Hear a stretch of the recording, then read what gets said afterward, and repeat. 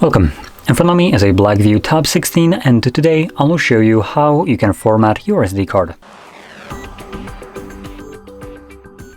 So to get started, you want to navigate into the settings, and from here we're looking for storage. Oops, I just clicked on something. So there we go, we have storage right over here.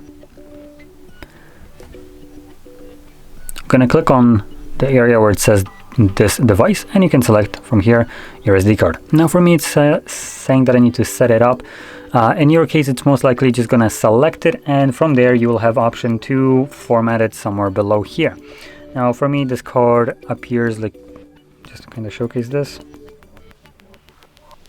there we go, it gives me this pop-up issue with the SD card.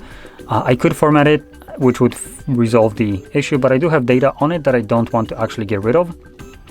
So I'm just going to mention that we would have a format option somewhere here, and all you need to do is select format. It would give you a pop-up letting you know that the data on the card would be removed. So obviously if you keep anything on it that you don't want to delete, make a backup copy of it before you begin.